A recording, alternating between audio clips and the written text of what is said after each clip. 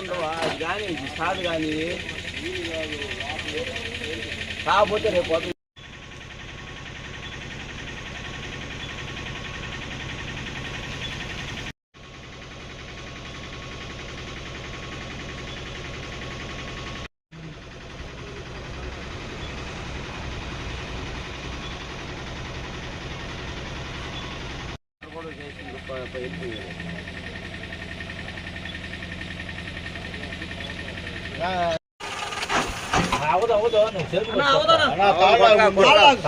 చెరుకు కొట్టు చెప్తా పోతుంది నాగలో పైపోతుంది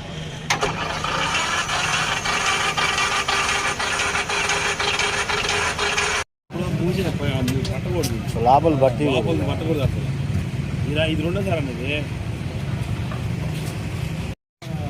వేరే పోయింది ఇదంతా చూడ ఏమయ్యా వాళ్ళు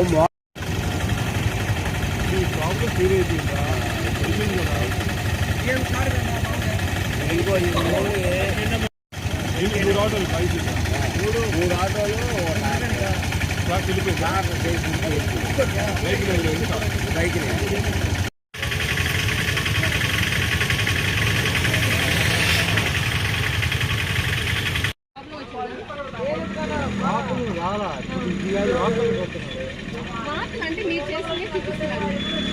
చేసింది కదా గుర్తుమ్మా ఇది రాలప్పుడు 5 సంవత్సరాలకి రావాలన్నప్పుడు ఏరుగా వచ్చి పట్టించుకుంటుంది కదా.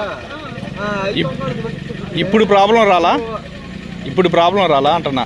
ప్రాబ్లం వచ్చింది కాబట్టి అదే కదా మనం చెప్పేది. అయితే ప్రాబ్లం అంటే అది కల్తీ కాదండి. కల్తీ అంటే మేము ఈ రోజు మోటార్స్ దింపాం కిందకి, ఆ డస్ట్ అనేది మేము టెస్టింగ్ వచ్చిన తర్వాత పైప్ నుంచి వచ్చిందనమాట. దానివల్ల ఈ ప్రాబ్లం వచ్చింది, అది కల్తీ కాదు. ఇప్పుడు అదేనా ఇబ్బంది? అది కలిగి petrol bunk, Bharat petrol bunk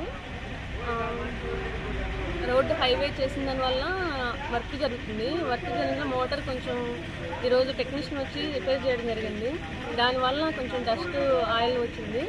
కానీ టెస్టింగ్ కొట్టినప్పుడు అది పైప్లో ఉన్న ఆయిల్ సరిగా కరెక్ట్గా వచ్చిన దానివల్ల ఇంకా సరిగ్గా వస్తుందని చెప్పేసి మేము వీటీసీ పట్టడం జరిగింది.